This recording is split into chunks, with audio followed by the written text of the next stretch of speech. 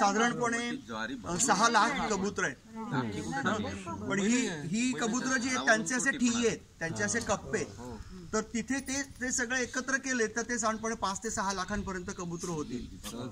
तर you can imagine the amount of food they must be consuming in a single day. आणि मुंबईत खूप ठिकाणी इकडे खूप आहेत आमचे. तर जर त्यांना आपण खायला घालणं बंद केलं, सगळ्यांनी असं ठरवलं की खायला घालायचंच नाही त्यांना ना, आपण त्यांची रसद तोडली समजा या पक्ष्यांची, तर काय होईल, तर त्यांना स्वतःला प्रयत्न करावा लागेल अन्न मिळवण्यासाठी, हो की नाही.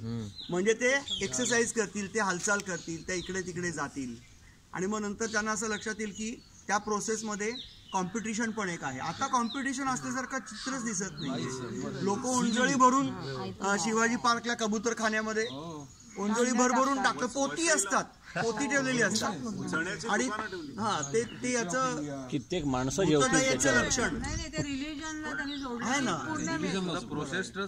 आणि कबूतर हे अहिंसेचं प्रतीक आहे, म्हणून त्याला भरवण्याचा जास्त प्रयत्न होतो.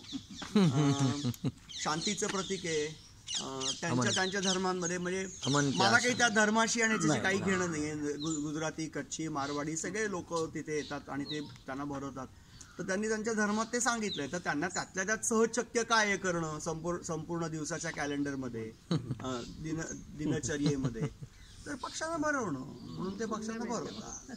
ही पूर्वापार चालत आलेली प्रथा आहे. पण त्याच्यानंतर मग पक्ष्यांना गाठी खायला घालणं, फाफडा खायला घालणं, शेव खायला घालणं, नंतर चिप्स अशा गर्ल्सना असे चिप्स फेकतात की ते वरच्या वर कॅच करतात, आणि तर त्यांची कम्प्लीट वाट लागते पक्ष्यांची. एक म्हणजे त्यांचा बॉडी मेटाबॉलिझम रेट बिघडतो पूर्णपणे, आणि ते अननॅचरल फूड असल्यामुळे त्यांना डायजेस्ट करायला खूप वेळ लागतो, आणि काही पक्षी चक्क आजारी पडतात, आणि काही पक्ष्यांमध्ये फॅट वाढतात, कारण ते फॅटी फूड असतं सगळं, बटाटा आणि हे ते सगळं, आणि त्याच्यामुळे त्यांची ॲजिलिटी कमी होते. आणि असे जे पक्षी आहेत ते नैसर्गिकरित्या रानामध्ये दिसणाऱ्या पक्ष्यांपेक्षा वेगळे दिसतात, आणि ते तुम्हाला ओळखू येतात ते पक्षी. आणि असे पक्षी हे व्हल्नरेबल असतात, त्यांच्या प्रिडेटर्सना लवकर बळी पडण्याची शक्यता वाढते, ज्यांना आपण असं आर्टिफिशियली खायला घालतो त्यांना. म्हणून आम्ही शाळांमध्ये जे सांगतो ना की काय करा आणि काय करू नका, म्हणजे निसर्ग संवर्धन, निसर्ग संरक्षण ह्या फार सुंदर कल्पना आहेत, करणं महत्त्वाचं आहे, पण कुठपर्यंत आपण माणूस म्हणून आपलं नखतं नाक खुपसायचं हे आपल्याला ठरवायला पाहिजे. आणि पुष्कळदा अशा कृती दिसतात मला आजूबाजूला घडताना की हे नसतं केलं तर बरं झालं असतं असं वाटतं. त्याच्यामध्ये वृक्षारोपण हा पण खरं खूप मोठा विषय आहे की का करायला पाहिजे आणि कसं करायला पाहिजे आणि कुठे करायला पाहिजे याचा विचार होत नाही, आणि ते थोडंसं असं भावनेच्या भरात होतं, आणि त्याच्यातून मग अनेक प्रश्न निर्माण होतात. म्हणजे ग्रीन कव्हर्स जी झालेली आहेत आपल्या देशामध्ये काही ठिकाणी, they are called monoculture pockets. निसर्गाला मोनोकल्चर म्हणजे एकसंवर्ध मान्य नाही आहे, निसर्गाला मिक्स्ड कल्चर मान्य आहे. आपण कल्पना करू की या 150 एकराला समजा उंच कुंपण बांधलं असतं, घरं बांधा तुम्ही, घरं तशीच राहू देत, आणि हे असंच असं सोडून दिलं असतं, तर निसर्गाने इथे काय केलं असतं याला खूप महत्व आहे. हा अँथ्रोपोसेंट्रिक विचार आहे की मला इथे झाड हे पाहिजे, मला इथे चिप्पू पाहिजे, मला इथे हेच पाहिजे, मला इथे असंच पाहिजे, मला इथे डांबर पाहिजे. हे किती तापत असेल, यू कॅन इमॅजिन उन्हाळ्यामध्ये. तर हे अननॅचरल आहे पूर्णपणे. हा विचारच अनैसर्गिक आहे की डांबर टाकायचं इथे. समजा लोक आले असते चालत किंवा त्यांच्या गाड्यांनी, थोडीशी धूळ उडाली असती तर काय बिघडलं असतं. इथे पाणी जिरण्याचं प्रमाण किती वाढेल ना इथे जर का माती असेल तर. इथे वॉटर रन ऑफ टिकेल का, वॉटर रन ऑफ निघून जाईल सगळा. तर हा विचार फार महत्त्वाचा आहे की आपण जर का एखादी गोष्ट निसर्गावरती सोपवली तर निसर्ग काय करतो, तर तो स्वतःची काळजी घेण्यासाठी सक्षम असतो. त्याला कुठल्याही प्रकारची माणसाची गरज नाही आहे निसर्गाला, नाहीतर जंगलं तयारच झाली नसती. आणि जंगलामध्ये बघा मिक्स्ड कल्चर कसं असतं. जंगलातल्या कोणत्या झाडाला कोण पाणी घालायला जातं, जंगलातल्या कोणत्या झाडाला कोण फर्टिलायझर देतं, कोणत्या झाडाला कोण काठी लावतं आधाराची, कोणी नाही.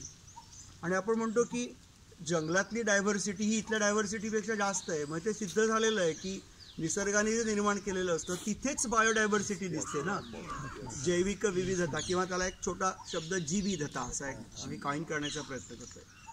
जीवांची विविधता जीवितता. तर अशा प्रकारे हा विचार फार महत्त्वाचा वाटतो. म्हणून पृथ्वीवरती काही कोपरे हे तसेच सोडून दिले पाहिजे. डू नथिंग प्रिन्सिपल तसेच सोडून द्या. तर असे प्रयोग झालेत यापूर्वी आणि तिथली जैविक विविधता ही एका क्लायमॅक्स पोझिशनला जाते, शिखर अवस्थेमध्ये जाते तिथली परिसंस्था. आणि ती शिखर अवस्थेत गेली की मग नंतर आपोआपच देर इज अ डूम. पण ते नैसर्गिकरित्या तरी होतं नाही का, माणसामुळे नाही जरा ते नैसर्गिकरित्या होतं. मग परत काही वर्षांनी तिथे ती सिस्टीम परत रिवाईव्ह होते, झाडं खाली पडतात. तुम्ही मला सांगा 1000 किलो वजनाचा गवा जेव्हा निसर्गात मृत्युमुखी पडलेला दिसतो तेव्हा तिथे काय महापालिकेचे सफाई कामगार येतात का त्याला घेऊन जाण्यासाठी, झाडण्यासाठी? कोण काम करतं? अहोरात्र काम करते एक सिस्टीम. आणि त्याच्यामध्ये छोट्या माशांपासनं ते आपल्या गरसापर्यंत अनेक प्राणी असतात, अनेक पक्षी असतात जे त्यांचा घास त्या मेलेल्या गव्यातून घेऊन जातात. आणि साधारणपणे महिनाभरामध्ये तिथे फक्त सांगाडा शिल्लक राहतो. हां, आपल्याला जर काय सांगितलं 1000 किलो बायोमास हा तुम्हाला कुजवायचा आहे आणि तुम्हाला नष्ट करायचा आहे, तर आपल्याला किती प्रोसेसेस वेगवेगळ्या करायला लागतील. हे निसर्गात आपोआपच घडताना दिसतं. त्यामुळे रिसायकलिंग सुद्धा इनबिल्टच आहे ना सगळं. कोणी आर्टिफिशियल वास येऊ देत ना, वासाने काय फरक पडणार आहे? उलट कसं असतं की समजा आता एखादी डुकरांची टोळी आली आणि ती खरोखरच भुकेली असेल तर मी हे 1 महिन्याचे सांगितले ते खूप जास्त आहे. 15-20 दिवसामध्ये तिथे फक्त हाडं शिल्लक राहतात आणि त्या हाडं सुद्धा खाल्ली जातात नंतर. तरच हाडं खातं. तरसाच्या दाढा जाड असतात. आणि हिमालयात जर का तुम्ही गेलात तर एक निसर्गाने एका पक्षाचीच नियुक्ती केलेली आहे हाडं खाण्यासाठी आणि त्या पक्षाचं नाव आहे बियर्डेड व्हल्चर. त्याला लॅमरगायर असं नाव आहे आणि इंग्लिशमध्ये त्याला बोन ब्रेकर म्हणतात. हा पक्षी काय करतो, सगळ्यांचं खाणं होऊ देतो आणि फक्त हाडं शिल्लक राहतात. तर त्याला मांसामध्ये इंटरेस्टच नसतो, त्याला हाडांमध्ये इंटरेस्ट असतो. म्हणून तो खाली उतरतो आणि ते हाड फोडतो कसं. त्याच्याकडे काही शस्त्र नाही आहे, त्याच्याकडे यंत्र नाही आहे, त्याच्याकडे कुठली सुविधा नाही आहे हाड फोडायची. म्हणून तो हाडाचा साधारणपणे मनगटा एवढा जाड आणि एवढा लांब तुकडा असा चोचीत घेतो आणि आकाशात उडतो आणि जिकडे रॉक सरफेसेस असतात त्याच्यावरती तो टाकतो तो तुकडा की त्याची स्प्लिंटर्स होतात सगळी. आणि मग तो परत खाली उतरतो आणि मग ती जी स्प्लिंटर्स असतात ती गिळतो आणि त्याच्या आतमध्ये मॅरो असतो, बोन मॅरो. 90% अन्न हे बोन मॅरोनी बनलेलं आहे या पक्षाचं. तो बोन मॅरो इतर जण कसे ऍक्सेस करतील मला सांगा ना, फोडल्याशिवाय. मग तो ऍक्सेस करतो आणि तो बोन मॅरो खाऊन टाकतो. म्हणजे अक्षरशः शेवटच्या हाडापर्यंत निसर्गात तसं म्हटलं तर काही शिल्लक राहत नाही, काही शिल्लक राहत नाही. ही जी